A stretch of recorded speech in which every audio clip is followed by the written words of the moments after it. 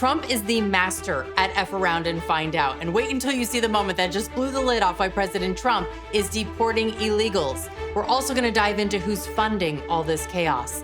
Then we've got some breaking news, an economic announcement that is sure to make you happy.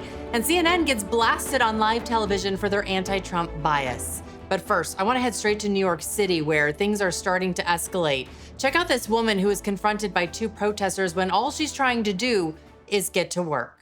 I'm a kid, and I know that these people are having their children taken and their parents. What about my kids? Look at this. That's what happens to my kids. I can't help it. But you can if you could just move out the way. You're not going to.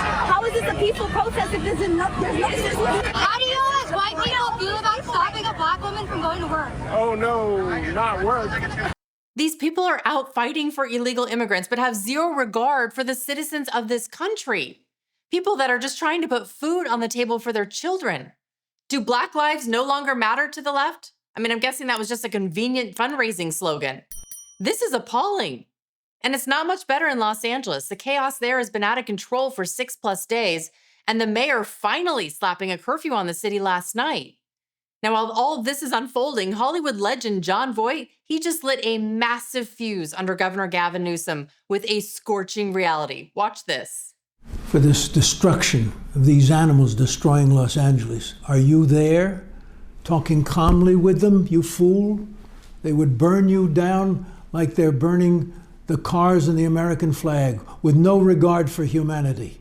This is not about Trump. This is about protecting the people from these animals and criminals trying to destroy us. And our police force, are they supposed to stand there, let rocks hit them and kill them? Who's going to save them? You? Newsom had the chance to stop this destruction. He could have issued a firm warning from the moment it began. He could have declared zero tolerance for violence and backed law enforcement unequivocally. But no, he chose political theater over protection.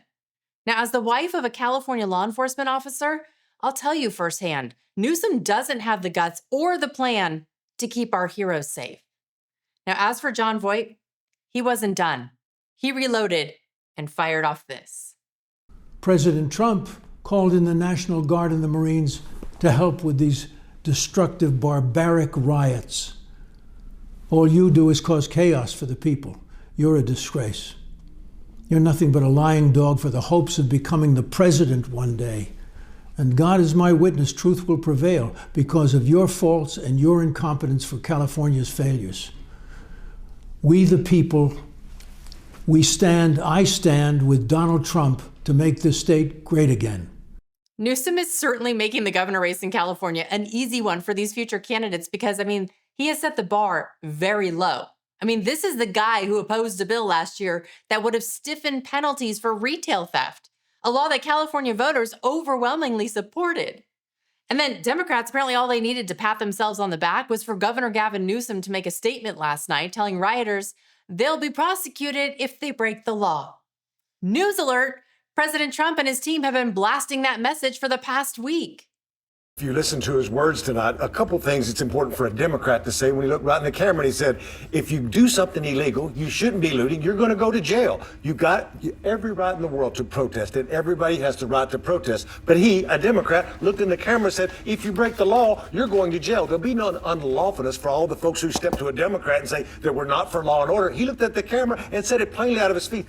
How can Democrats claim to be for law and order when their own party protects rioters who oppose immigration enforcement? Law and order is not a slogan. It means equal justice for all. Break the law, face the consequences, period. Now check out this. Millions of legal immigrants who follow the rules, contributed to our communities, and respect our laws are fed up with political elites protecting criminals instead. Immigrant citizens, immigrant voters, foreign-born voters have gone tremendously to the right on this issue in 2024 and 2025 versus where they were in 2020. Closest to or trust more in immigration. You go back to 2020. Democrats, get this, held a 32-point lead on this issue. Immigrant voters were in the Democratic camp. Jump forward to 2024, 2025. Look at that shift, a 40-point shift to the right among immigrant voters. Republicans now lead on this issue by 8 points over Democrats, more so than any other group that I could find. The group of voters who became more hawkish on immigration were in fact immigrants themselves. These voters aren't fooled. They see the damage that far-left policies do, straining schools, healthcare, and our economy. They know it's not sustainable. Now, here's the moment I promised you, the big F around find out moment. President Trump, he is done playing games. Meet Emiliano Galvez, who is an illegal immigrant from Mexico, and he has now been arrested for attempted murder after he threw a Molotov cocktail at law enforcement during the LA riots. Congratulations, you are now the poster child for this. Galvez has previously been deported and has a criminal record. In 2024, Galvez was arrested by the Anaheim Police Department for grand theft and by the Long Beach Police Department for a DUI. These are the people out in our streets rioting, and these are the people that others are protecting.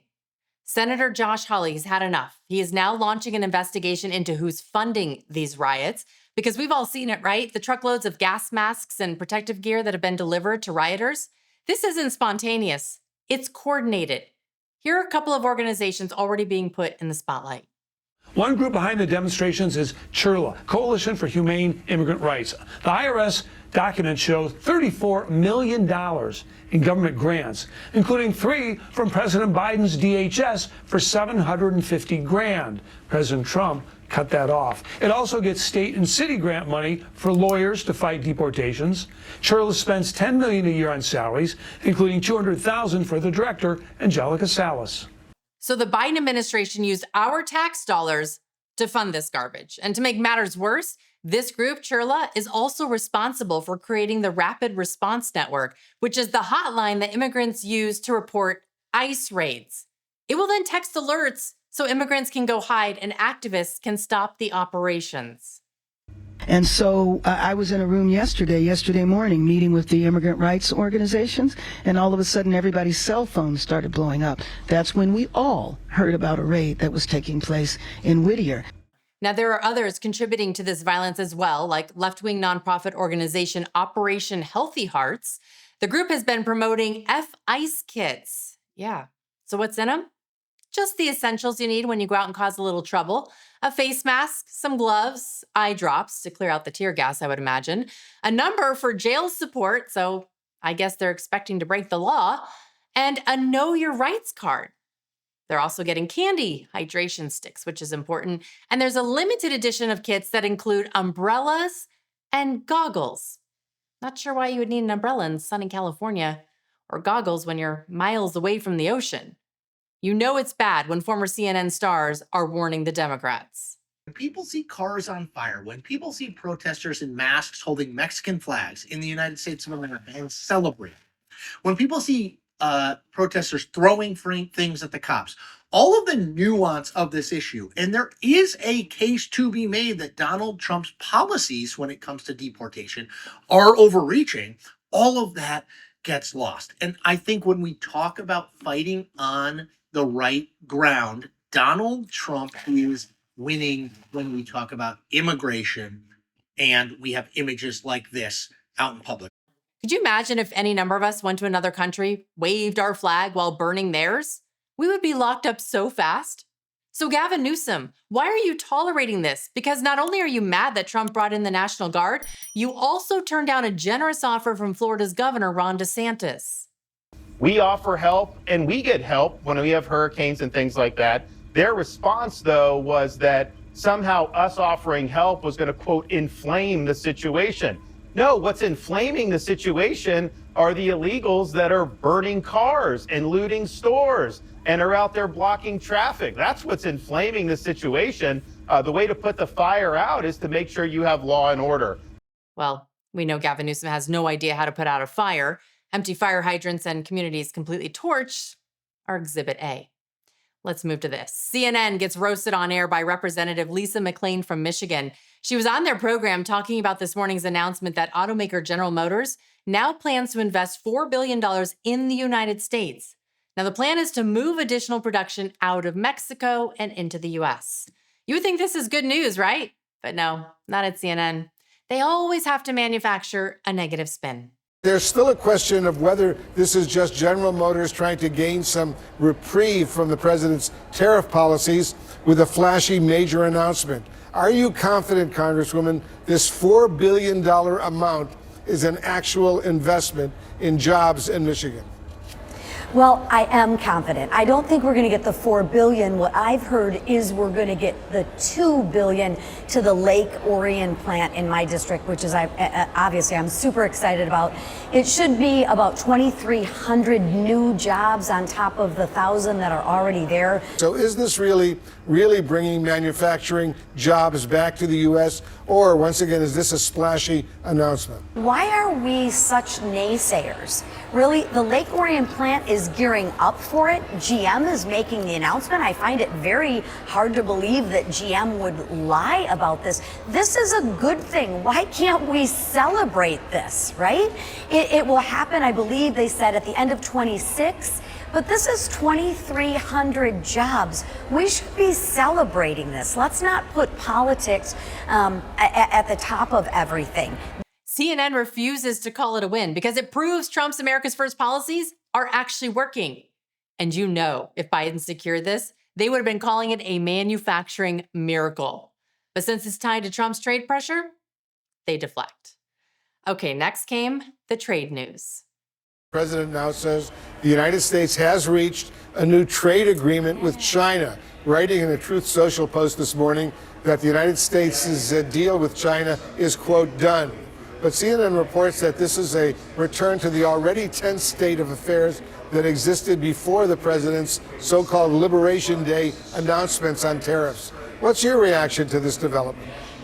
Well, again, I look at things from an optimistic point of view. Look at what we're talking about again. We're talking about a trade deal with China. We're talking about leveling the playing field. We're talking about bringing American jobs back. We're talking about putting America first. We have a minerals deal where I believe we pay, 10% and the Chinese pay a 55% tariff. Gee, I think that's a good deal for America. Why can't we celebrate the positives? I mean, sometimes I think President Trump could have the cure for cancer and everyone would naysay it. It's sad, but she's right. And by not accurately reporting on the wins for President Trump, the media just continues to show their bias. Here's President Trump's announcement this morning on the trade deal. He writes, quote, "Our deal with China is done, subject to final approval with President Xi and me. Full magnets and any necessary rare earths will be supplied up front by China. Likewise, we will provide to China what was agreed to, including Chinese students using our colleges and universities, which has always been good with me. We are getting a total of 55% tariffs. China is getting 10%. Relationship is excellent. Thank you for your attention to this matter." And more good news for the president this morning. Inflation is slightly better than expected. We got another month of positive inflation news.